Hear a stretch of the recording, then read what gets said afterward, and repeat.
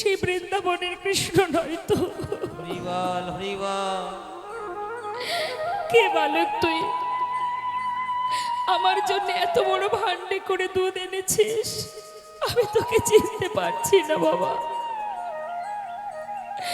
আচ্ছা আচ্ছা বালক, বলছি যে তোর নাম কি রে? প্রভু চিন্তা করছে, নাম তো বলা যাবে না। ওমা, ভক্ত যদি মন প্রাণ জীবন যৌবন সর্বস্ব ভগবানের চরণে সঁপে দেয়, ভক্ত যদি অনাহারে থাকে, ভগবান কোনোদিন সেবা করতে পারে না। ভক্তের বোঝা তো ভগবানই বয় গো। তুমি যদি নিজেকে তার চরণে সঁপে দাও, তোমার সকল দায়িত্ব তার কাঁধে পড়ে যায়। পুরী গোসাই মনে মনে প্রতিজ্ঞা করেছে জীবনে কারোর কাছে কিছু চেয়ে খাবে না। যার জন্য প্রভুর চিন্তা পড়ে গেছে, মাথায় চিন্তা এসে গেছে যে আমার ভক্ত অনাহারে আছে, তার জন্য কিছু নিয়ে যেতে হবে। যেই না নাম জিজ্ঞাসা করেছে, প্রভু চিন্তা করছে এক কাজ করি, একটু বকবো, মানে শাসন করব। নাম বলা যাবে না, কিন্তু বিষয়টাকে ঘুরিয়ে দিতে হবে। বলছে, এই যে শোনো, নাম শুনে কাম কি তোমার? তোমার জন্য দুধ এনেছি। আমি এইটুকু একটা মানুষ, কত কষ্ট করে কত দূর থেকে এসেছি, আমি তোমার জন্য দুধ এনেছি। তোমায় এত প্রশ্নের কি আছে? খেয়ে নাও। নাও বলছি। ফের যদি নাম জিজ্ঞাসা করেছো, আমি এক্ষুনি চলে যাব। আরে না না, যাস না, একটু দাঁড়া বাবা, চলে যাস না। কি মিষ্টি দেখতে তোর, কত সুন্দর কথা বলছিস তুই। আরে আমার সঙ্গে দুটো কথা বল, চলে যাস না। আচ্ছা, নাম তোকে বলতে হবে না। আচ্ছা বালক, বলছি যে তুই থাকিস কোথায় রে? তোর জায়গাটা কোথায় বল না। ক্ষমা, ভক্তের অন্তরে কিন্তু সাড়া দিচ্ছে যে স্বয়ং ভগবান এলেন না তো, কিন্তু বুঝতেও পারছে না, তাই বারবার প্রশ্ন করছে। বল না বাবা, তুই থাকিস কোথায়? প্রভু চিন্তা করছে, সব কথা এড়িয়ে গেলে হবে না, একটা কথার উত্তর তো দিতেই হবে। বলছে, শোনো, আমি কোথায় থাকি শুনবে? তাহলে শোনো। বালক কাহে, বালক কাহে গোপয় আমি,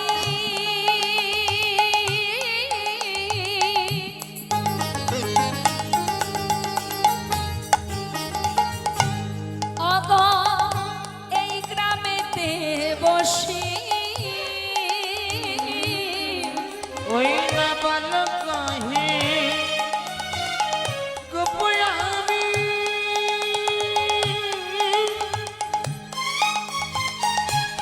হরি বল। ওই না এই গ্রামেতে বসি। শোনো, আমার গ্রামেতে কেহ না রহে উপবাসী গো। আমার গ্রামেতে কেহ না রহে উপবাসে। আমার গ্রামে বাস করে যে, ওই না আমার গ্রামে বাস করে যে, নানা উপবাসী থাকে না সে। আমার গ্রামে বাস করে যে, নানা উপবাসী থাকে না সে। আমার গ্রামে বাস করে যে। ও গো আমার আমার গ্রামেতে কেহ না রহে উপবাসী। আমার গ্রামেতে কেহ না রহে উপবাসী। পুরী গোসাইয়ের মনে বাসনা, বালকটা যদি একটু কাছে আসতো, একবার যদি বুকে জড়িয়ে ধরতে পারতাম। তাই ছলনা করে বলছি, বালক এই শোন। আচ্ছা আচ্ছা বুঝেছি, তুই এক কাজ কর। মনে মনে ভাবছে, আমি যদি খাবো না বলি, ও তাহলে আমার কাছে আসবে। আরও যদি কাছে আসে, ওকে একবার বুকে জড়িয়ে ধরবো, কত শান্তি, কত তৃপ্তি হবে আমার। বালক শোন বাবা, বলছি কি, তুই চলে যা, আমি আমি ওই দুধ খাবো না। খাবে না? কত কষ্ট করে তোমার জন্য নিয়ে এলাম, তুমি খাবে না? কেন গো, কেন খাবে না? খাও না। না খাবো না, খাও না। ওমা, ভক্ত খাবে না বলছে, আর ভগবান ভক্তকে যেচে যেচে সেদে সেদে খাওয়াচ্ছে। এমন ভক্ত জগতে কয়জন আছে? কজনে হতে পারে এমন ভক্ত? খাও না বলছি, আর এক পা এক পা করে এগিয়ে যাচ্ছে। খাও না, খাও না, যতবার বলছে আর একটু একটু করে এগিয়ে যাচ্ছে। আর পরিকোষে ভাবছে, আয় আয় না, একটুখানি আয়, আর একটু এলেই আমি তোকে একবার জড়িয়ে ধরবো। মনে মনে যেই না ভেবেছে মা, অন্তর্যামী অন্তরের খবর পেয়ে গেছে। আর যেই না বুঝতে পেরেছে যে আমাকে জড়িয়ে ধরবে, আর না দাঁড়িয়ে, মানে এক পা এগিয়ে না গিয়ে দাঁড়িয়ে পড়েছে। যেই না দাঁড়িয়ে পড়েছে, দুধের ভাণ্ডটা রেখে বলছে, শোনো, আর আমার দেরি করলে হবে না, তোমার যখন মন চাই তখন খাবে, এই রইল ভাণ্ড, আমি পরে এসে নিয়ে যাব, আমি এখন আসি, কেমন? পুরীগোসাই ডাকছে, এই শোন শোন, যাস না, একটু দাঁড়া।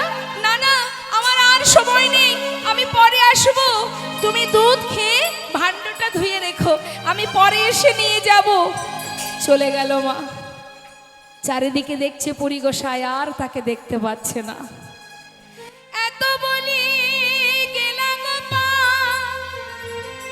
না দেখিয়া মাধবেন্দ্র পুরীর চিত্ত হইল চমৎকার। মাধবেন্দ্র পুরীর চিত্ত হইল চমৎকার। মাধব, আমি দয়াময়, তুমি তুমি এসেছিলে আমার কাছে, তুমি আমার কাছে এসেছিলে দয়াময়, আমার জন্য দুধ এনেছিলে তুমি। হে ভগবান, হে করুণাময়, জগতের জীবে তোমাকে সেবা দেবার জন্য ছটফট করে আমি তোমায় সেবা দিতে পারলাম না, আর তুমি নিজে এসে আমাকে সেবা দিয়ে গেলে দয়াময়, তুমি আমাকে সেবা দিলে। হে দয়াময়, তুমি এসেছিলে আমি বুঝতে পারিনি দয়াময়। হে গোবিন্দ, হে ভগবান, তুমি তুমি যে বলেছিলে আবার আসবে, তুমি এলে না কেন? বলো না প্রভু, তুমি এলে না কেন? মাধব, আমি কেন আসিনি জানো? আমি যদি যেতাম না, তাহলে আমি উদ্ধার হতে পারতাম না। প্রভু, হে তুমি কি বলছো? যে জগতে জীবকে উদ্ধার করে, যে জীবের কল্যাণ করে, তার জীবনে কি কষ্ট দয়াময়? কি হয়েছে তোমার? আমি খুলে বলো। যে সবাইকে উদ্ধার করে, সে কোন বিপদে আছে আমায় বলো দয়াময়। মাধব, আমি বহু বছর ধরে এক জঙ্গলে পড়ে আছি, সেখানে না আছে মাথার উপরে কোনো আচ্ছাদন, না আছে কোনো সেবা। আমি যে অনাহারে বহু বছর পড়ে আছি মাধব। দয়াময়, তুমি কোথায় আছো? কোথায়, কিভাবে আছো আমাকে বলো। তুমি দেখবে মাধব, আমার হাত ধরো। পুরীগোসার হাতটা ধরে স্বপ্নের মধ্যে আত্মাকে নিয়ে যাচ্ছে মা। গিরি গোবর্ধন পর্বতের একপাশে একটা গভীর ঘন জঙ্গল, যার মধ্যে আছে একটা ছোট্ট কুঞ্জ, যে কুঞ্জের মধ্যে বহু বছর ধরে গিরি গোবর্ধনের গোপাল সেখানে লুকায়িত আছে। বছরের পর বছর যায় বলে ওই দিনের পর দিন পড়ে থাকতে থাকতে তার পুরো দেহটাই মাটির তলায় চাপা পড়ে গেছে। এটা কি করে হয়েছে? আগেকার সময় মুসলমান শাসিত সমাজ যখন ছিল, হিন্দুদের মন্দির ভেঙে দেওয়া হতো। তাই ওই গিরি গোবর্ধনের গোপালের যিনি সেবা দিতেন, সেই পুরোহিত তিনি ভেবেছিলেন মন্দির ভেঙে দেয় দিক, অন্তত গোপালকে যদি কোথাও লুকিয়ে রাখা যায়, পরবর্তীতে গোপালকে নিয়ে আবার আমি প্রতিষ্ঠা করব। তাই সেই জঙ্গলের মধ্যে তাকে লুকিয়ে রেখে বলেছিলেন সেই পূজারী যে, হে প্রভু, তুমি এখানেই থাকো, আমি যদি জীবনে বেঁচে থাকি আবার আসব, আবার তোমায় প্রতিষ্ঠা করব। কিন্তু সে আর ফিরে আসেনি মা। সেই দিন থেকেই বছরের পর বছর পড়ে আছে ওই মাটির তলায় চাপা পড়ে। প্রখর রৌদ্রের তাপ সর্বশরীর জ্বলে যায়, কখনো শীত কখনো বর্ষা, তার মাথার উপর দিয়ে বয়ে যায়। অনাহারে দিন কাটে গোপালের।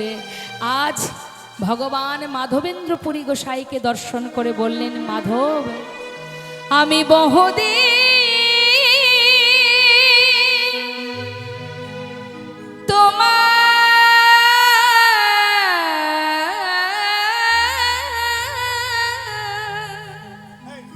পাত করি নিরীক্ষণ,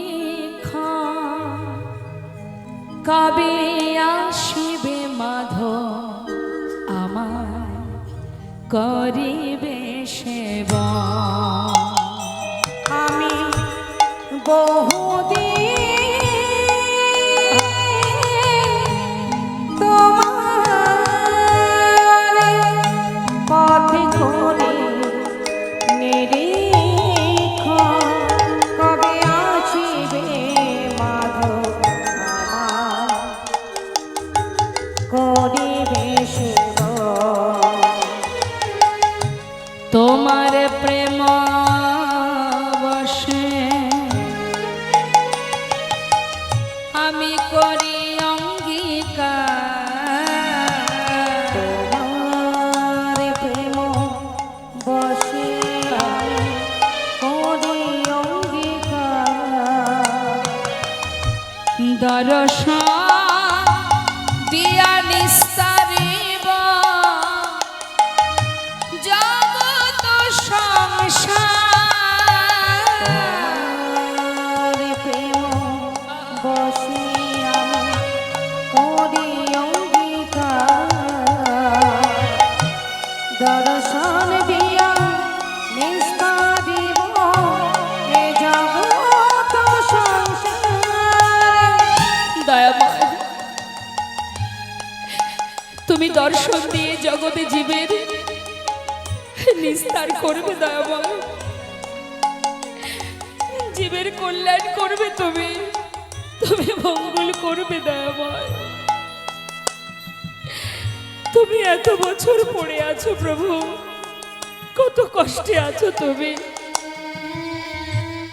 মাধব, আমি কথা দিচ্ছি মাধব, তুমি যদি আমায় উদ্ধার করো, যদি আমায় প্রতিষ্ঠা করো, আমি তোমার ভক্তি ভালোবাসায় আমি সন্তুষ্ট। আমি জগতে জীবের কল্যাণ করব, নিস্তার করব। পার করো মাধব। প্রভু গো, তোমার নাম কি? নাম তোমার? তুমি থাকতে কোথায়? আমায় খুলে বলো দয়াময়। শ্রী গোপাল নাম গোবর্ধন ধারী, ব্রজে স্থাপিত আমি ইহার অধিকারী। শ্রী গোপাল নাম গোবর্ধন ধারী, ব্রজে স্থাপিত আমি ইহার অধিকারী।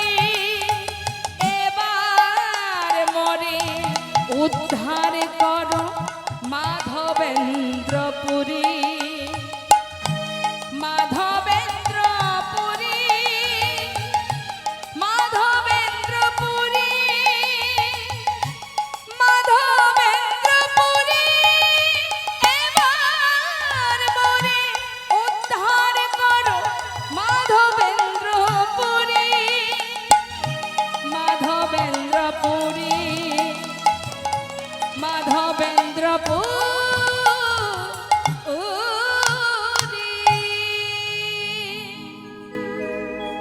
শুধুমাত্র মা এইটুকু বলে আবার ভগবান অন্তর্ধান হলেন। পুরী গোসাই যে বটতলায় ঘুমিয়ে রাত্রে চোখের পাতা বন্ধ করে ঘুমিয়েছিল, হঠাৎ স্বপ্নের মধ্যে ভগবানের এই লীলা দর্শন করে তার ঘুম ভেঙে গেল। যেই না ঘুম ভেঙেছে, পুরী গোসাই চিন্তা করছে, সর্বনাশ, এ আমি কি দেখলাম স্বপ্নে? ভগবান এত কষ্টে, এত যন্ত্রণা নিয়ে, এত কিছু কষ্ট নিয়ে সে জঙ্গলে পড়ে আছে। এ আমি কি দেখলাম? এটা সত্যি তো? এটা কোনো স্বপ্ন নয় তো? আমি কোথায় যাব, কার কাছে বলবো? যদি কেউ আমার কথা বিশ্বাস না করে, কিন্তু করব কি? দেখেছি যা, আমাকে তো সেখানে পৌঁছাতেই হবে।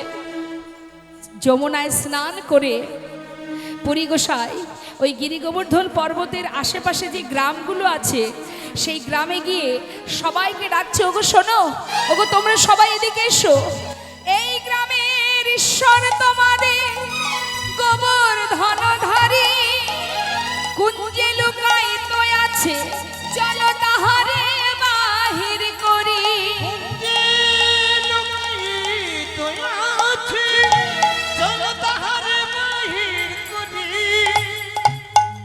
ব্রজবাসীদের একটা গুণ আছে মা, তাদের জীবনে যে কষ্টই আসুক তারা সহ্য করে, কিন্তু ঠাকুরজির যদি কোনো কষ্ট হয়, ভগবানের যদি কোনো কষ্ট হয়, তারা কিন্তু মেনে নেয় না। তাই যেই না ওই গোসাইয়ের কাছে শুনেছে যে এই গ্রামের ঈশ্বর তোমাদের গোবর্ধনধারী কুঞ্জে লুকায়িত আছে, চলো তাহারে বাহির করি, এই কথা শোনা মাত্রই সবাই বলে উঠলেন, ও ঠাকুর, ও গোসাই, সত্যি বলছো? বলছে, হ্যাঁ গো, আমি স্বপ্নে দেখেছি, তোমরা একবার আমার সঙ্গে চলো, কিন্তু ঘন জঙ্গল, সেখানে যাওয়ার কোনো রাস্তা নেই, তাই তোমাদের ঘরে যদি কোনো কোদাল কোঠারি থাকে, ধারালো অস্ত্র থাকে, নিয়ে এসো, আমরা রাস্তা বাহির করতে করতে ভিতরে প্রবেশ করব। বেশ, তাই হবে, তাই হবে। সমস্ত ব্রজবাসীরা মা ভগবানকে উদ্ধার করবে বলে, মুক্ত করবে বলে এবার সমস্ত ব্রজবাসীরা যাচ্ছে ওই জঙ্গল কাটতে কাটতে। আর পুরী গোসাইকে বলছে, ও গোসাই, আমরা ঠিক যাচ্ছি তো? স্বপ্নে যা যা দেখেছিলে সেই মতো যাচ্ছি তো? বলছে, হ্যাঁ চলো, কিন্তু হ্যাঁ, এইভাবে শুধু গাছ কাটতে কাটতে গেলে হবে না, মুখে গাইতে হবে, তার নাম জপ করো, বলো, জয় গোবিন্দ জয় গোপালা, জয় গোবিন্দ জয় গোপালা, জয় গোবিন্দ জয় গোপালা, জয় গোবিন্দ জয় গোপালা, জয় গোপালা জয় নন্দলালা, জয় গোপালা জয় নন্দলালা, জয় গোপালা জয় নন্দলালা, জয় গোপালা জয় নন্দলালা, জয় গোপালা যশোদালালা, জয় গোপালা যশোদালালা, জয় গোবিন্দ জয় গোপালা, জয় গোবিন্দ জয় গোপালা, জয় গোবিন্দ জয় গোপালা। জয় গোবিন্দ। আমার দেখুন তো, কারণ জীবনে যে কোনো জিনিস শুনলে প্রকৃত দেখা যায়, দেখলে প্রকৃত দেখা হয় না, হয় কি মা? কাউকে দেখলে, চোখে দেখলে চেনা যাবে? মানুষ তখনই তাকে চিনতে পারবে যখন তার সম্বন্ধে সব কিছু সে শুনবে। মন্দিরে মন্দিরে ভগবানকে আমরা দেখতে পাই, হাত ঘুরিয়ে না, সামনে অসুবিধা হচ্ছে আমার। মন্দিরে মন্দিরে সমস্ত দেবদেবীকে দেখলে, কোনো একটা দেবীকে যদি আপনি দেখেন, আপনি দেখলেন, দেখে আপনি প্রণাম করলেন, কিন্তু ভক্তি আপনার তখনই জন্মাবে সেই দেবীর সম্বন্ধে আপনি যখন জানতে পারবেন, মানে শুনবেন। তাহলে শোনার কাজ কার মা? শ্রবণ। দেখার কাজ নয়ন। চোখে যেটা আমরা দেখি সেটাই প্রকৃত দেখা নয়। দেখা কি সঠিক হয়? শোনা, শোনা যদি সঠিক হয় তবেই প্রকৃত দেখা হয়ে যায়। নেতায় গৌর হরি বল। তার মানে চোখ দিয়ে প্রকৃত দেখা যায় না, কান দিয়ে, শ্রবণ দিয়ে প্রকৃত দেখা হয়। আপনারা যে আসনে বসে আছেন, এটা শ্রবণের আসন, সঠিকভাবে জানার আসন।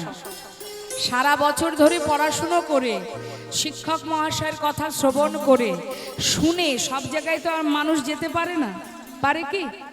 শুনে তারপর কিন্তু এক্সাম আসে, এবং এক্সামে সঠিকভাবে অ্যান্সার করলে তবেই ভালোভাবে রেজাল্ট করা যায়। তার মানে কি? শোনা যদি সঠিক হয় তাহলে সঠিকভাবে তোমার জানা হয়, চেনা হয়। তাই আজ যে ভক্তের কথা আমরা শ্রবণ করব, আমরা সবাই মনে করি আমরা ভক্ত, আমরা ভগবানকে ভালোবাসি, আমাদের মতো ভক্ত আর কেউ নাই। কিন্তু যে লীলাটা আপনারা শুনবেন, প্রকৃত ভক্ত কাকে বলে একটু মন দিয়ে শুনতে হবে। চিত্ত চঞ্চল হলে অসুবিধা। আপনারা যদি মন চঞ্চল করেন তাহলে কীর্তন বন্ধ করে আপনাদের সঙ্গে আমি অন্য গল্পে মত্ত হয়ে যাব। আর যদি মনে প্রাণে কৃষ্ণ কথা শ্রবণ করেন তাতে আপনাদেরও মঙ্গল, আমারও মঙ্গল। কেমন? জয় রাধা। পদাবলিতে বৈষ্ণব মহাজন কি বলছে কথাগুলো মন দিয়ে শুনুন। বলছে, জয় জয় গৌরচন্দ কারণ্য করুণায়েন্দু পতিত জীবের বন্ধু হরি। কে কে গেছেন নবদ্বীপে? একটু হাত তুলে দেখাবেন। শ্রীধাম নবদ্বীপ ধামে গৌর দর্শনে কে কে গেছেন? আচ্ছা, আর যারা হাত তোলেননি, যাওয়া হয়নি? আচ্ছা, দীঘায় কে কে গেছেন একটু হাত তুলে দেখান। দীঘার সংখ্যা বেশি, নবদ্বীপের সংখ্যা কিন্তু কম। কেন নবদ্বীপে যাওয়া হয়নি কেন? ওমা বলুন তো, কলির ভগবান কে? অর্থাৎ আমাদের ভগবান কে? সর্বনাশ হয়ে গেছে। কৃষ্ণ নয়। কৃষ্ণ কোথায়? সে তো দ্বাপর যুগে। এখানে কোথায় কৃষ্ণ? কলির ভগবান কে? গৌর হরি। ভুল করবেন না। নিজের পিতাকে চিনতে যদি ভুল করেন তাহলে ঠিকানাও ভুল হয়ে যাবে, আর পথে চলাটাও ভুল হয়ে যাবে, জীবনটাও ভুল হয়ে যাবে। কৃষ্ণকে কে চেনালো? কৃষ্ণ কোথায় ছিল? কৃষ্ণ দ্বাপর যুগে এসেছেন। কৃষ্ণ হচ্ছে দ্বাপর যুগের কৃষ্ণ অবতার। আর আমরা কলির জীব, আমরা কলিতে জন্ম নিয়েছি। দ্বাপর গেছে, তারপরে কলি এসেছে। তাহলে কলির জীব হয়ে কৃষ্ণকে চিনব কি করে? দ্বাপরে কে কোথায় এসেছিল না এসেছিল জানলাম কোথা থেকে? শাস্ত্রে বললেন, যদি গৌর না হইতো কেমনে হইতো, কেমনে ধরিতাম দে রাধার মহিমা প্রেম রস সীমা, এই জগতে জানা তোকে। অর্থাৎ গৌর হরি জানিয়েছেন, তাই আমরা জেনেছি। এই গৌর হরি হচ্ছেন কৃষ্ণ, এই গৌর হরি হচ্ছেন রাধা। বৃন্দাবনে রাধা কৃষ্ণ দেহ দুটো আলাদা, কিন্তু কলিযুগে গৌর হরি। ওই দেখুন আমার মায়েদের অবস্থা দেখুন, সামনে দিয়ে একজন যাচ্ছে, তার দিকে তাকিয়ে আছে, যেন মনে হচ্ছে কোনোদিন তাকে দেখেনি। কোনো লাভ আছে এসব দেখে? কথাটা মন দেন। প্রকৃত যদি কেউ যুগল দেখতে চায় মা, প্রকৃত যদি কেউ যুগল দেখতে চায়, তাহলে গৌর হরিকে যদি কেউ দেখতে পারে, নবদ্বীপ চন্দ্র গৌর হরিকে যদি কেউ দেখে, তাহলে রাধা কৃষ্ণের যুগল দর্শন হয়ে যায়। কেন বলুন তো? বৃন্দাবনে রাধা কৃষ্ণ আলাদা আলাদা দেহ, কিন্তু কলিযুগে সেই দুই দেহ নদিয়ায় গৌর সুন্দর। তাহলে একই অঙ্গে দুটো দেহ, তাই তো? তাহলে যদি গৌর হরিকে দেখি তাহলে কিন্তু যুগল আমাদের দেখা হয়ে যাবে। হ্যাঁ, তা সেই গৌর হরি ভাবের আবেশে যখনই এই লীলাগুলো বলেছেন, তখনই মহাজন যারা যারা তার পার্শ্বদবিন্দু ছিল, ভক্ত যারা ছিল, ওই মহাপ্রভুর মুখে শুনেছে, সাথে সাথে সব কলমে পদাবলী করেছেন। আর যার কারণে সেই মহাজনী পদাবলী দ্বারাই আমরা গোবিন্দকে চিনেছি, রাধারানীকে চিনেছি, এবং বৃন্দাবনের লীলা সম্বন্ধে জেনেছি। তাই তো শাস্ত্রে বললেন, গৌর হরি না হলে কে জানাতো, নদিয়ার চাঁদ গৌর সুন্দর। শুধু তাই নয় মা, তিনি যে শুধুমাত্র লীলা প্রকাশ করেছেন তা নয়, সেই সাথে সাথে কলিহত জীবকে উদ্ধারও করেছেন। একদিকে ছিল তার লীলা, একদিকে ছিল তার জীবকে উদ্ধার করা। তা জীবের জন্য কি এনেছে? মধুমাখা হরিনাম। কে দিয়েছে হরিনাম? ধরল গ্রহণ করো বলে।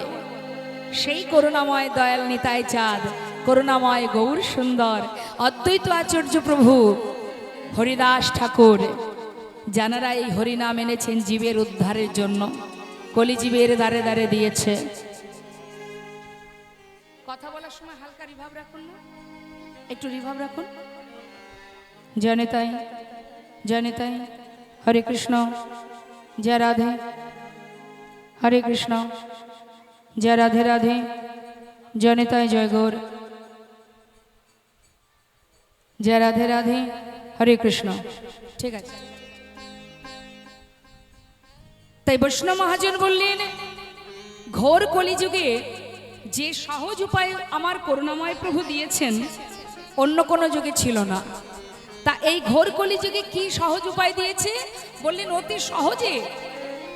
অতি সহজে ভগবানের চরণ পাওয়া যায় যদি কোনো ভাগ্যবান ভাগ্যবতী গুরুচরণ আশ্রয় করে হরিনাম মহামন্ত্র জপ করতে পারে। কারণ নাম ছাড়া কলিজীবে আর কোনো ধর্ম নেই। আর যদি কোনো জীব হরিনাম করতে পারে, বৈষ্ণব মহাজন পদাবলিতে বলছেন, দান ব্রত তপ তীর্থ ক্ষেত্রাদি নাঞ্ছা যা স্থিতা শক্তয় দেব মহাতাং সর্বপাপ হর শোভা রাজস্ব অশ্বমেধানং জ্ঞানাধ্যত্ত বস্তন আকৃষ্ট হরিনামে স্থপিত সে সুনামেশ।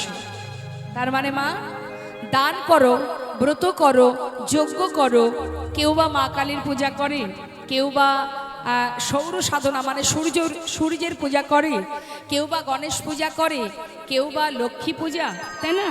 কেউ ঠাকুর অনুকূলকে ভালোবাসে, কেউ লোকনাথকে ভালোবাসে। তুমি যে কর্মই করো, যে আরাধনাই করো না কেন, কলিযুগে হরিনাম যদি জপ করতে পারে, মহামন্ত্র যদি জপ করতে পারে, জগতে যত রকমের পুণ্য ফল আছে সমস্ত রকমের ফল একত্রিত হলে যে ফল হয়, এক হরিনামে সেই ফল লাভ করা যায়। তার মানে তুমি যদি কাউকে কিছু দান করো, দান করে না মানুষ, বস্ত্র দান করে, অন্ন দান করে, তাই না? দান করলে তো একটা পুণ্য অর্জন হয়। লক্ষ্মী পূজা, কালী পূজা, যে কাজই করো না কেন, শুভ কাজ করলে ভগবানের কৃপা লাভ করা যায়। তাহলে সুকর্ম করলে যে কৃপা লাভ হয়, শাস্ত্রে বললেন হরিনাম করলে সব রকমের শুভ কর্মের যে সুফল একসঙ্গে লাভ করা যায়। নিতাই গৌর হরি বল, হরি বল। যেই না বলেছে মা যে পৃথিবীর মধ্যে বিখ্যাত যে ভোগ আর কোথাও পাওয়া যায় না, একমাত্র এই রেমুনার গোপীনাথ মন্দিরেই পাওয়া যায়। যেই না শুনেছে, শোনা মাত্রই পুরী গোসাই মনে মনে ভাবছে, আহ, যেটা জগৎ বিখ্যাত, যার এত স্বাদ, যে বিখ্যাত সেই অমৃত কেলি, তার স্বাদটা যে কেমন, যদি একটু বুঝতে পারতাম, একটু যদি পেতাম, তাহলে আমি আমার বৃন্দাবনে ওই গোপালকে খাওয়াতাম। যেই না মনে মনে ভেবেছে না মা, মনের খবর অন্তর্যামী বুঝতে পেরে গেছে। গোপীনাথ অন্তরে জানতে পারলেন। আর এদিকে পুরী গোসাই মনে মনে ভাবার পরে পরেক্ষণে আবার চিন্তা করছে, ছি ছি ছি, এ আমি কি করলাম? আমি লোভ করলাম, এটা তো লোভ। আমি তো অযাচক বৃত্তি পালন করেছি, কোনোদিন কারোর কাছে কিছু চাইবো না, তাহলে আমার মধ্যে লোভ জন্মালো কেন? প্রকৃতপক্ষে তো লোভ করেনি মা, তার ইচ্ছা এর স্বাদ যদি পায় তাহলে বৃন্দাবনে ওই গিরি গোবর্ধন গোপালকে খাওয়াবে, গোপালের জন্য ভেবেছে। কিন্তু ওই যে নিজে ভেবেছে যে আমি যদি স্বাদ পাই, এইটা যে ভেবেছে, তার মনে আবার চিন্তা শুরু হয়ে গেল, ছি ছি ছি, আমি কেন লোভ করলাম, আমার মধ্যে কেন লোভ জন্মালো? না না, আমি এখানে আর থাকবো না, আমি এক্ষুনি চলে যাব। পুরী গোসাই ওই মন্দির পরিত্যাগ করে দূরে রেমুনার শেষ প্রান্তে একটা ফাঁকা শূন্য হাটে একটা গাছতলায় বসে বসে কৃষ্ণ নাম করছে। আর মনে মনে ভাবছে, ছি ছি, আমার অপরাধ হয়ে গেছে, আমি পাপ করে ফেলেছি দয়াময়, আমি লোভ করেছি, আমি আশা করেছি, আমায় ক্ষমা করে দাও দয়াময়, তুমি ক্ষমা করে দাও। নির্জন হাটে বসে নাম করছে মা, আর এদিকে করুণাময় গোপীনাথ ভক্তির অন্তরের কথা বুঝতে পেরে হরিবল হরিবল পূজারী 12টা পাত্রে ভোগ নিবেদন করেছে। এবার যখন 12টা পাত্র বাহির করবে, তখন 11টা পাত্র বাইরে বেরিয়েছে, কিন্তু একটা পাত্র আর পূজারী দেখতে পায়নি। এদিকে প্রসাদ বিতরণ করে পূজারী ভগবানকে শয়নে দিয়ে নিজে গিয়ে নিজের বিছানায় ঘুমিয়ে পড়েছে। ঠিক মধ্যরাত গোপীনাথ স্বপ্ন দেখাচ্ছে, পূজারী কে? আমি। উঠো হে পূজারি দ্বার করবে বচন, ক্ষীর এক লুকাইছি ওই সন্ন্যাসীর কারণ।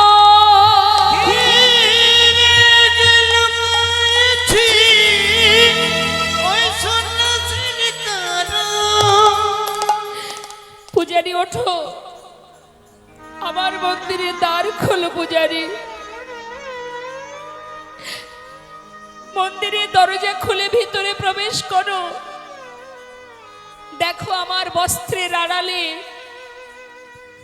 এক ভাণ্ড ক্ষীর লুকিয়ে রেখেছি আমি হরি বল। আমার ভক্তের জন্য। যাও পূজারি, রেমুনার শেষ প্রান্তে আমার ভক্ত বসে বসে আমার নাম গাইছে, তাকে পৌঁছে দাও। পূজারি স্বপ্নের মধ্যে দেখে ঘুম ভেঙে গেছে। তাড়াতাড়ি করে স্নান করে শুদ্ধ বসন পরে, তখনও কিন্তু মা অন্ধকার, মধ্যরাত। মন্দিরের দরজা খুলে হঠাৎ গোপীনাথের পরনের যে বস্ত্র, সেই বস্ত্রটা সরিয়ে দেখছে তার পিছনে এক ভাণ্ড ক্ষীর লুকিয়ে রেখেছে ভগবান। চরণটা জড়িয়ে ধরে কাঁদছে দয়াময়, এ তোমার কেমন করুণা, এ তোমার কেমন দয়া দয়াময়। তুমি যে ভক্তের ভগবান প্রভু গো,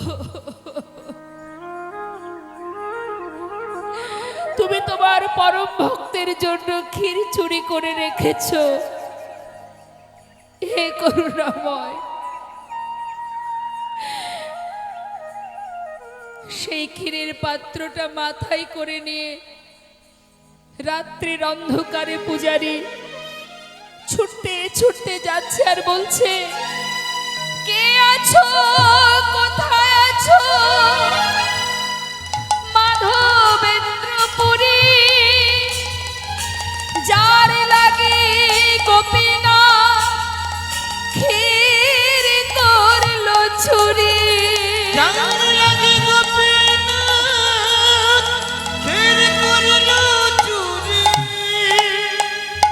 পুরী গোসাই আপন মনে ধ্যান করতে করতে, কৃষ্ণ নাম গাইতে গাইতে হঠাৎ রাত্রের শব্দ শুনতে পেল। পুরী গোসাই বলে উঠলেন, আমি মাধবেন্দ্রপুরী বসি এইখানে। পূজারি বললেন, তোমার সমভাগ্যবান নাহি ত্রিভুবনে। তোমার সমভাগ্যবান নাহি ত্রিভুবনে। এই দেখো, তোমার জন্য ক্ষীর চুরি করেছে গোপীনাথ। তোমার মতো ভক্ত ত্রিজগতে আর কে বা আছে বলো? এই নাও ক্ষীর নাও। পূজারি সেই ক্ষীর পুরী গোসাইকে দিয়ে পুরী গোসাইয়ের চরণে প্রণাম করে পূজারি চলে গেলেন। সেই ক্ষীরের পাত্রটা হাতে করে নিয়ে পুরী গোসাই চোখের জলে মুখ ভাসিয়ে কাঁদছে।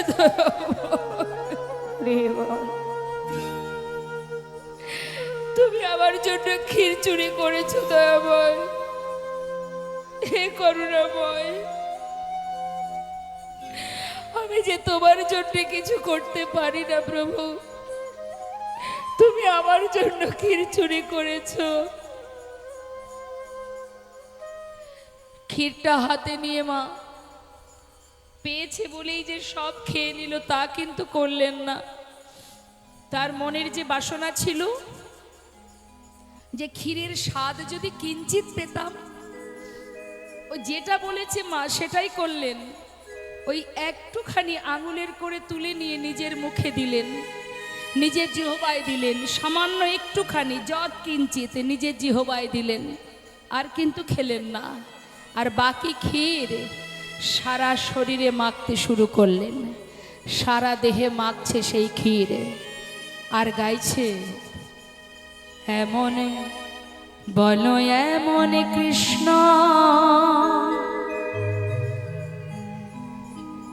প্রেম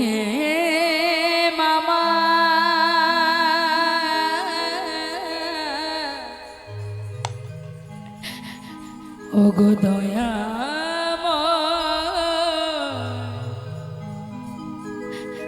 কবে বা হবে? বলো এমন কৃষ্ণ প্রেম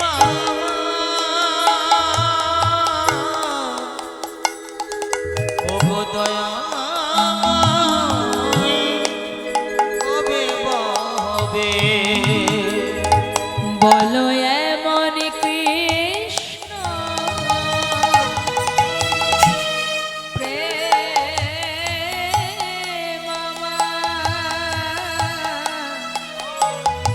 ওগো দয়া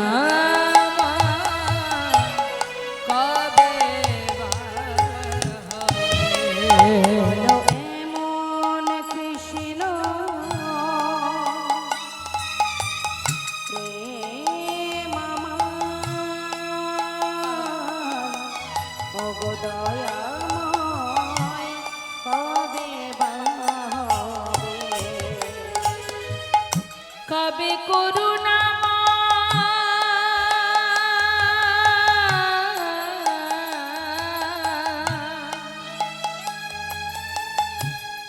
কবে করুণা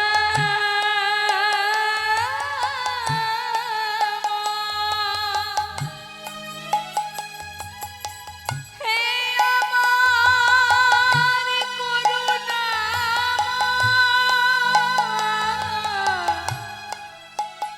করুণা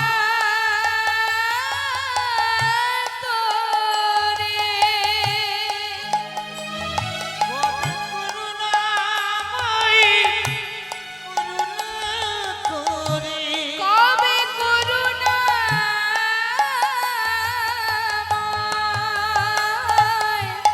করুণা করে দেখা বা দেবে কবে বা হবে? বলো এমন কৃষ্ণ প্রেম আমার দয়াময় কবে বা হবে? বলো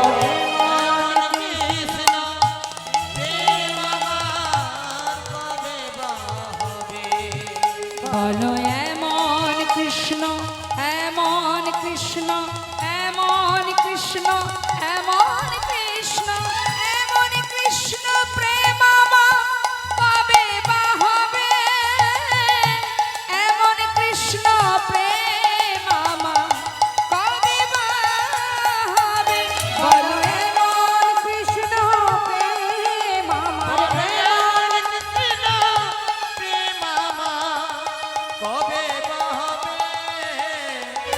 কবে বা হবে?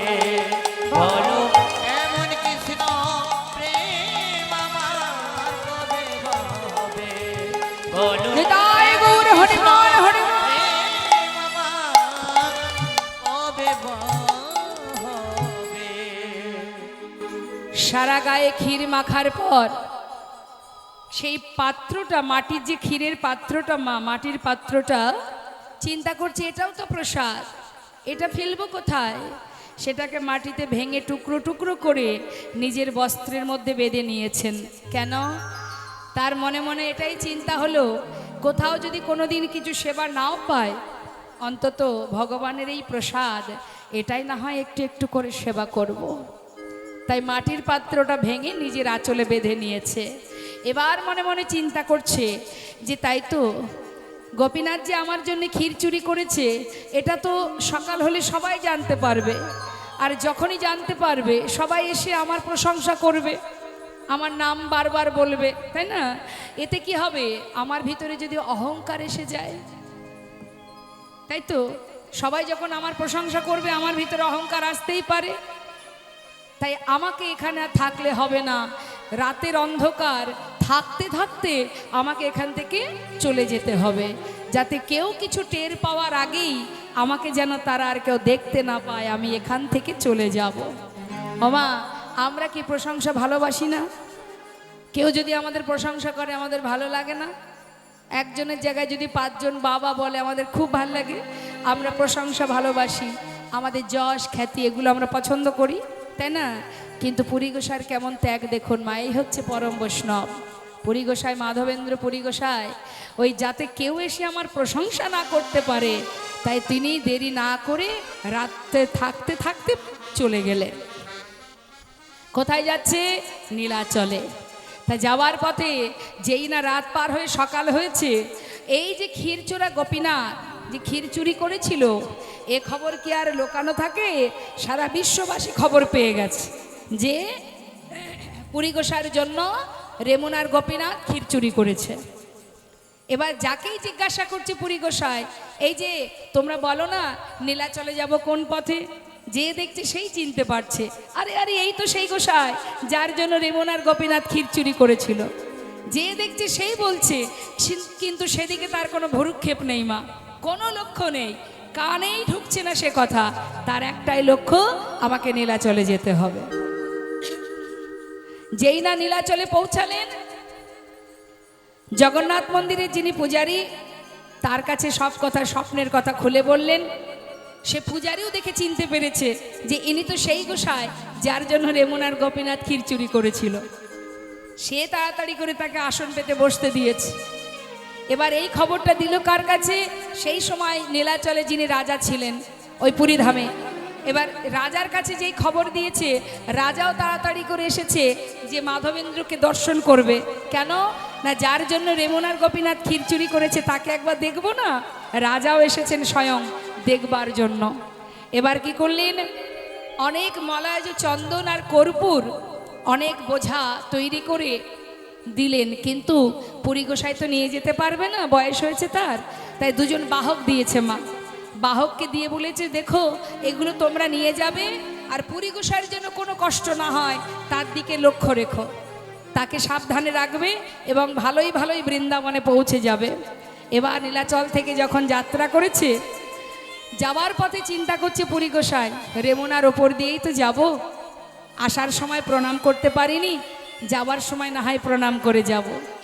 এই ভেবে যেই না রেমুনায় এসে পৌঁছালেন মা, ওই গোপীনাথ মন্দিরের সামনে জগমোহনে ওই মলয়জ চন্দন আর কর্পূরগুলো রেখে যেই না প্রণাম করেছে, প্রণাম করার সাথে সাথে ওই রেমুনার গোপীনাথ মন্দিরের পূজারী 1 ভাণ্ড ক্ষীর দিয়েছে। পুরী গোসাই পুরোটা সেবা করেছে। সেবার পরে কি হয় মা, একটু নিদ্রা আসে না, তাই জগমোহনে একটু বিশ্রামে গেছে, মানে নাট মন্দির একটু ঘুমাচ্ছে।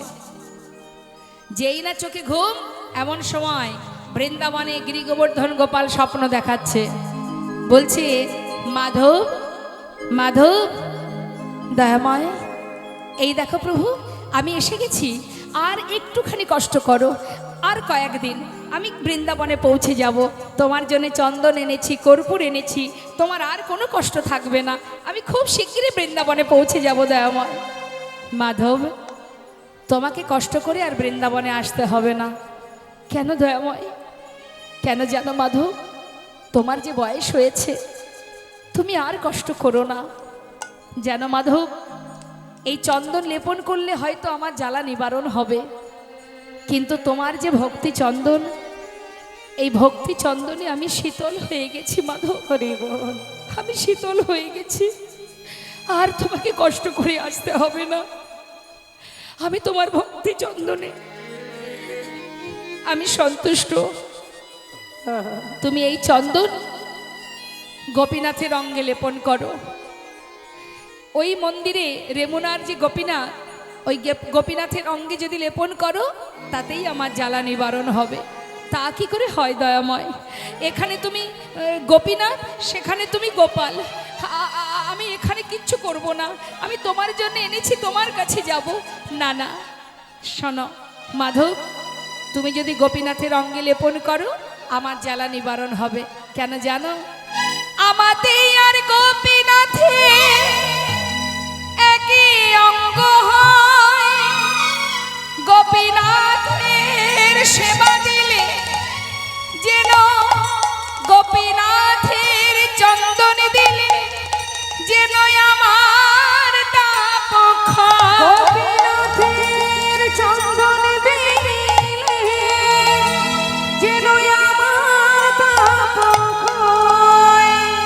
গোপীনাথকে চন্দন লেপন করলে আমার তাপ আমার জ্বালা নিবারণ হবে।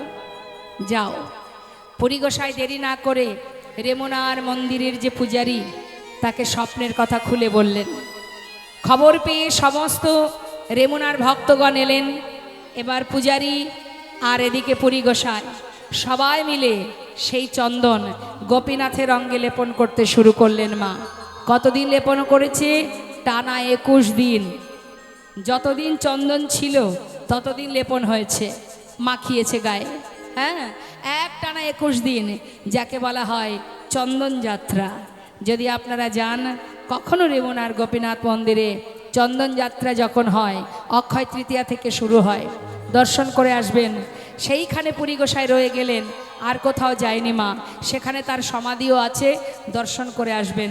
এবার চন্দন লেপন করছে আর সমস্ত ভক্তবৃন্দ ভগবানের সেই লীলা দর্শন করছে আর সবাই গাইছে নব দুরিবাদল ঘন শ্যাম, নব দুরিবাদল ঘন শ্যাম, নব দুর্বাদল ঘন শ্যাম, নব তোরে বাদল ঘন শ্যাম, ঘন শ্যাম, তোরে বাদল ঘন শ্যাম, ঘন শ্যাম, দুর্বাদল ঘন শ্যাম, নব দুর্বাদল ঘন শ্যাম।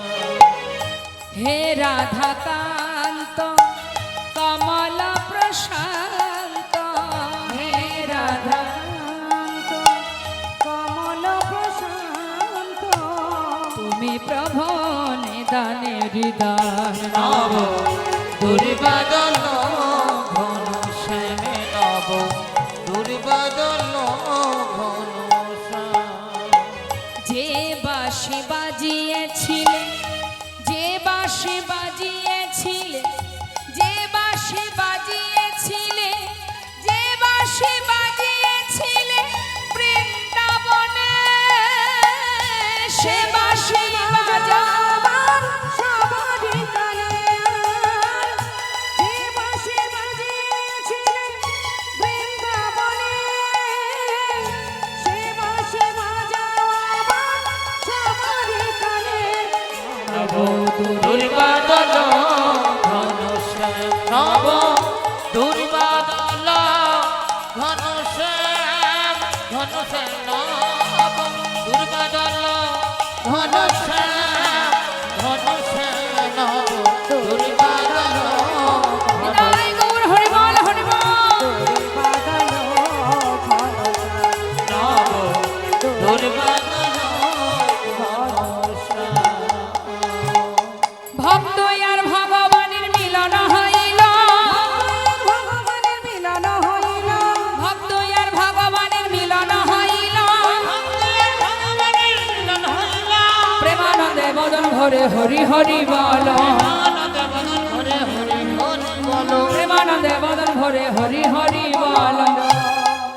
তাছাড়া সমস্ত দেবদেবীর পূজা করতে গেলে যে শ্লোক আমরা পাঠ করি সেটাকে বলা হয় মন্ত্র, আর হরিনামকে বলা হয় মহামন্ত্র। অর্থাৎ মন্ত্রের ঊর্ধ্বে হচ্ছে মহামন্ত্র। যে মহামন্ত্র হরিদাস ঠাকুর জপ করতেন দিনে 3 লক্ষ। আপনারা এখানে অনেকেই আছেন মালা জপ করেন, 3 লক্ষ বাদ দিলাম, 16 মালা জপ হয় কিনা সেটা একবার খোঁজ করে দেখবেন, সেটাও সম্ভব হবে না। হ্যাঁ, কারণ আমরা কলির জীব, তো আমরা মায়ার বালিশ মাথায় দিয়ে মোহ ঘুমে ঘুমিয়ে থাকি, সুখে আছি, ভালো ঘর, ভালো বিছানা ইত্যাদি ইত্যাদি। এর মধ্যে থাকতে থাকতে ভগবানের নাম করা বড় কঠিন। কলিযুগে ভগবানের নাম করা বড় কঠিন। দেখবেন এই যে হরিবাসরটা বসে আছেন আপনারা, দেখবেন ঘোর কলি, মানে কলি মহারাজ আপনাকে ঠিকঠাক হরিনাম শুনতে দেবে না। কেন বলুন তো? কারণ আমরা কলির জীব, তো কলি চেষ্টা করবে যাতে ধর্মের পথে কেউ যেতে না পারে। এটা কলিযুগ। তো এখানে কুটিলার মতো ননদিনী, এমন কুটিল প্রকৃতির মানব মনোবৃত্তি যারা এই জগতে অভাব নেই, আছে না? ঘরে ঘরে আছে, তো আছে। মন্থরার মতো কুমন্ত্রণা দেওয়ার ব্যক্তির অভাব নেই। যে মন্থরা রাম অবতারে কৌশল্যা কৈকেয়ীর মধ্যে দ্বন্দ্ব বাঁধিয়েছিলেন, যার কারণে কৈকেয়ী প্রভু রামচন্দ্রকে 14 বৎসরের জন্য বনে পাঠিয়েছিলেন। তাহলে মন্থরার মতো কুমন্ত্রণা দেওয়ার ব্যক্তি কিন্তু কলিযুগে অভাব নেই মা, ঠিক আছে? আবার মহাভারতে শকুনি মামার মতো এমন ব্যক্তিরও অভাব নেই ঘরে ঘরে। আপনি হরিনাম করবেন, আপনাকে করতে দেবে না। অনেকে বলবে এত টাকা খরচ করে হরিবাসন দিয়ে হবেটা কি, তার থেকে টাকা পয়সা ব্যাংকে রাখ, ভবিষ্যতে কাজে দেবে। আপনাকে সঠিক পথে, ধর্মের পথে যেতে অনেক বাধা আসবে, অনেক বাধা, অনেকেই বাধা দেবে, কিন্তু সজ্জন ব্যক্তি যে হবে, যে ভগবত ভক্ত হবে, সে কারোর কথা শুনবে না। তো মা, এইখানে এই যে আপনারা শ্রবণ করছেন, দেখবেন কলিযুগে যারা হরিনাম শোনে তাদের দেখবেন ওই 3 ঘন্টা বসে হরিনাম শোনার ধৈর্য অনেকের থাকে না, ঘুমিয়ে পড়ে না? কি ঘুম আসে? তো মালা জপ করবেন, ঘুম আসবে। কৃষ্ণ কথা শুনবেন, ভাগবত কথা শুনবেন, ঘুম আসবে। মানে কলি আপনাকে কোনোভাবেই ধর্মের পথে যেতে দেবে না। আর এর ভিতর থেকে আপনাকে সেই পথে যেতে হবে। কেমন বলুন তো? বালি আর চিনি মিশিয়ে দিয়ে যদি পিঁপড়েকে ছেড়ে দেওয়া হয়, পিঁপড়ে কিন্তু এই বালির মধ্যে ঘুরে ঘুরে বালি কিন্তু নেয় না, কি নেয়? চিনিটাকে নিয়ে বেরিয়ে আসে, তাই না? তাহলে এই ঘোর কলিতে যত দুরাচারী থাকুক না কেন, এর মধ্যে দিয়েই আপনাকে ধর্মের মধ্যে থেকে আপনাকে ভগবত চরণ লাভ করতে হবে। তাছাড়া যে পরিস্থিতি ঘোর কলিযুগে, আচ্ছা বাচ্চাগুলোকে একটু শান্ত করুন না। মায়েরা, যার বাচ্চা তার কাছে নিন না, একটু কাছে নিন, যার বাচ্চা তার কোলে নিন।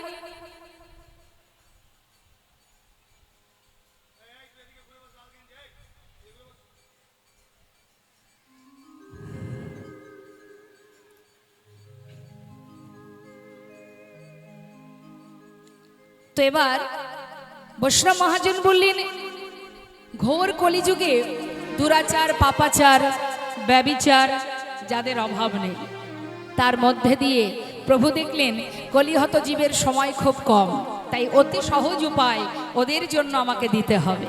কি দিলেন না? অপবিত্র পবিত্র বা সর্বাবস্থাঙ্গত পেবা যশরে পুণ্ডরিকাক্ষ সবার জবান্তর সূচি।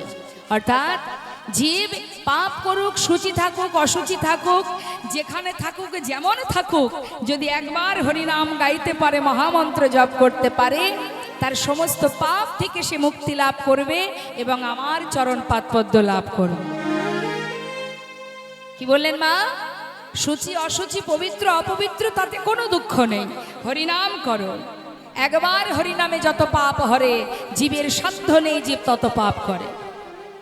কত সহজ উপায়! কিন্তু অন্যান্য যুগে কিন্তু এই উপায় ছিল না, যজ্ঞ করতে হতো, পূজা করতে হতো।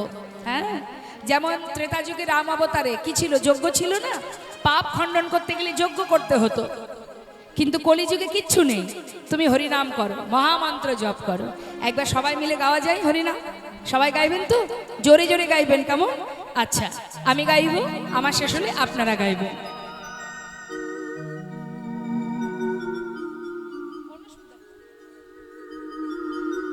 সবাই মিলে আগে আমি গাইব, শুনে নিন, তারপরে আপনারা দুহাত তুলতে হবে। তুলুন সবাই হাত। প্রত্যেকে তুলেছেন? প্রত্যেকে তুলবেন, হাতে তালি দিয়ে। আমার শেষ হলে আপনারা গাইবেন। হরে কৃষ্ণ কৃষ্ণ কৃষ্ণ হরে হরে, হরে রাম রাম রাম হরে হরে, হরে কৃষ্ণ কৃষ্ণ।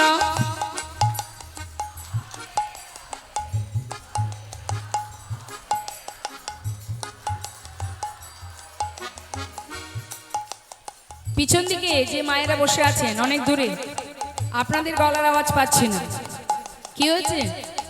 হরিনাম করবেন, এটা আপনার কাজ, আপনাকে করতে হবে, আপনার কাজ কেউ করে দেবে না। আর এই হরিবাসরে বসে হরিনাম করলে দ্বিগুণ ফল লাভ করা যায়। সবাই হাত তুলে জোরে জোরে গাইবেন, প্রত্যেকে তুলুন। হ্যাঁ, হরে কৃষ্ণ কৃষ্ণ কৃষ্ণ হরে হরে, হরে রাম হরে হরে হরে কৃষ্ণ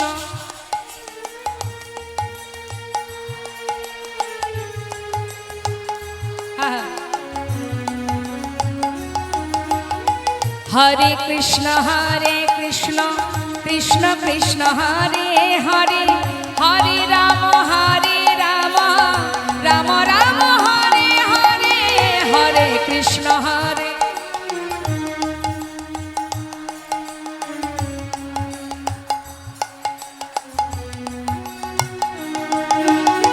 হরে কৃষ্ণ কৃষ্ণ কৃষ্ণ হরে হরে হরে রাম রাম রাম হরে হরে হরে কৃষ্ণ।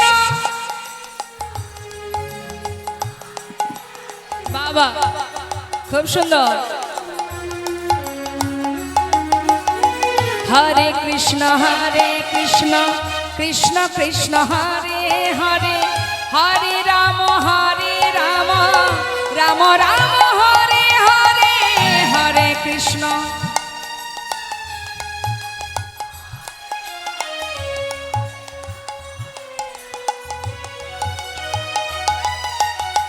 হরে কৃষ্ণ নিতাই গৌর হরে বল হরে বল। হরে রাম রাম রাম হরে হরে। বলো হরে কৃষ্ণ কৃষ্ণ কৃষ্ণ হরে হরে হরে রাম রাম রাম হরে হরে।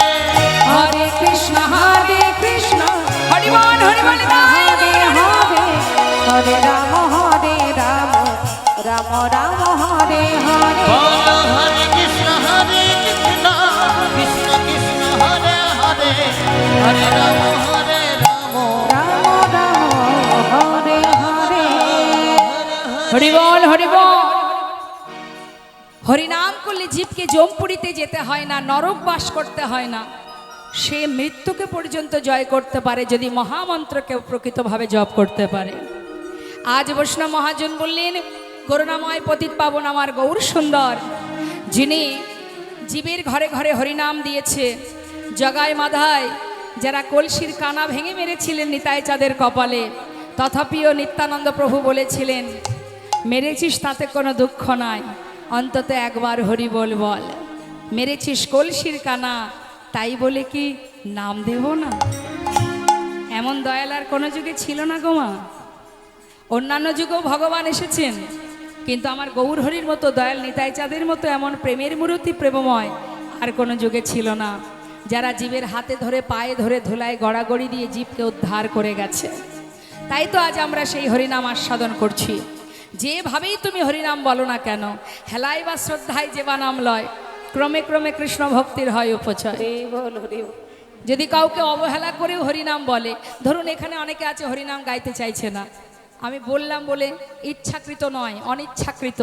শাস্ত্রে বললেন অবহেলাতেও হরিনাম করলে তাতেও মঙ্গল। হরিনাম গাইলে মঙ্গল, হরিনাম শুনলে মঙ্গল। শোনারও একটা ক্রিয়া হয় মা, শোনারও কিন্তু একটা ক্রিয়া আছে। আপনি শুনলেও তাতেও আপনার মঙ্গল। নববিধা ভক্তির মধ্যে প্রথম কথা শ্রবণং, শ্রবণং মঙ্গলম। যারা সরস্বতী পূজা লক্ষ্মী পূজায় যখন ব্রাহ্মণরা এসে মন্ত্র বলে, সব মন্ত্রের মানে আপনারা জানেন, কিন্তু তথাপিও বলেন না, এই ছেলে মেয়েদের বলেন তো যে কোথাও যাবি না, এখানে বসে থাকবি, ঠাকুরমশাই যত সময় মন্ত্র বলাবে বুঝিস বা না বুঝিস বলতে হবে। বললেও মঙ্গল, আবার শুনলেও মঙ্গল। তা শুনলে কি মঙ্গল? বললেন হরিনাম শুনলে হৃদয় মাঝে অজ্ঞানতার অন্ধকার দূরীভূত হয়ে যায়। কেউ যদি শ্রবণ করে হরিনাম, নাম শুনলে অজ্ঞানতার অন্ধকার দূর হয়। আবার নাম গাইলে কৃষ্ণ প্রেমের উদয় হয়। যদি কেউ নাম বদনে উচ্চারণ করে, হরিনাম যেভাবে করো। আবার বললেন কৃষ্ণ গালি দিতে যদি কেউ করে কৃষ্ণ নাম উচ্চারণ, সেই নাম হয় তার মুক্তিরও কারণ। অনেকে গালি দিতেও কৃষ্ণ নাম বলে, বলে না? কারা বলে এগুলো? কারা দেয়? ব্যঙ্গ করে, ঠাট্টা করে কারা? যারা ভগবানকে ভালোবাসে না, নাস্তিক দ্বারা, তাই না? হরি বল। তা নাস্তিক ব্যক্তি যদি ভগবানের নাম করে, কাউকে গালি দিতেও, কাউকে ব্যঙ্গ করতে, ঠাট্টা করতেও যদি বলে জয় নিতাই, হরে কৃষ্ণ, শাস্ত্রে বললেন ও যদি অবহেলাতেও বলে, ব্যঙ্গ করতে গিয়েও বলে, তাতেও ওর মঙ্গল। নেতাই গৌর হরি বল। কৃষ্ণ গালি দিতে যদি কেউ করে কৃষ্ণ নাম উচ্চারণ, সেই নাম হয় তার মুক্তিরও কারণ।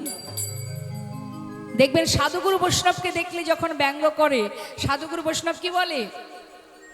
মঙ্গল হোক তোর, আমাকে যতবার দেখবি ততবার বলবি, আর যতবার বলবি বলতে বলতে এমন সময় আসবে এই নামই তোর মুক্তির কারণ হয়ে যাবে। তাই গৌর হরি।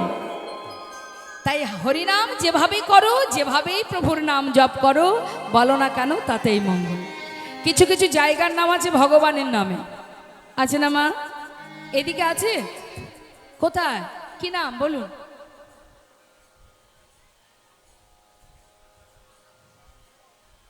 আছে ভগবানের নামে নাম আছে এখানে কোনো জায়গা? যেমন হ্যাঁ শ্যামনগর, না ভগবানপুর, জয়রাম চক। আচ্ছা, তাহলে কি প্রভুর নাম আছে? কৃষ্ণনগর, দুর্গানগর আছে না, বিষ্ণুপুর, গোপালনগর আছে না মা? এখন মনে করুন যে নাস্তিক ব্যক্তি, যে জীবনে ভগবানের নাম উচ্চারণ করতে চায় না, তাকে যদি কোনোদিন সেখানে যেতে হয়, কেউ জিজ্ঞাসা করলে তাকে তো বলতে হবে জয়রামপুরে যাচ্ছি। বলবি না মানে? বলতে তো তোকে হবে। এমনভাবে ভগবান ফাঁদ পেতে বসে আছে, ইচ্ছাই হোক অনিচ্ছাই হোক বলতে থাক, বললেই মঙ্গল, শুনলেই মঙ্গল। তাই শাস্ত্রী বৈষ্ণব মহাজন বললেন যে যদি কোনো জীব হরিনাম শ্রবণ করে, কানে শোনে, ইচ্ছায় অনিচ্ছায়, তাতে তার কল্যাণ হয়, তার মঙ্গল হয়। আজ না হোক কাল তার কাজে লাগবেই লাগবে মা। হ্যাঁ, তাই দেখুন আজ করুণাময় গৌর সুন্দর তিনি কি করলেন? পতিত জীবকে উদ্ধার করলেন, বললেন এবে অস্ত্র না ধরিব, প্রাণে কারো না মারিব, হরি নামে প্রেমে জীব করিব উদ্ধার। কলিযুগে মহাপ্রভুর হাতে কোনো অস্ত্র আছে? নেই। কিন্তু অন্যান্য যুগে একটু লক্ষ্য করে দেখুন, সত্য যুগে নারায়ণ আছে তো তার হাতে অস্ত্র, ত্রেতা যুগে প্রভু রামচন্দ্র আছে মা, দাপর যুগে ভগবান কৃষ্ণ তার হাতেও অস্ত্র আছে, চক্র ধারণ করেছিলেন কুরুক্ষেত্রের মাঠে। কিন্তু কলিযুগে মহাপ্রভুর হাতে কোনো অস্ত্র আছে? তিনি বললেন আমি অস্ত্র ধারণ করব না, হরিনাম দিয়ে জীবকে উদ্ধার করব না। তাই গৌর হরি বল, হরি বল। তাই বৈষ্ণব মহাজন বললেন যে ভক্ত হৃদয়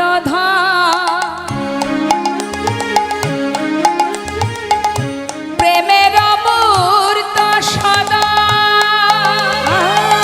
ভক্ত হৃদয়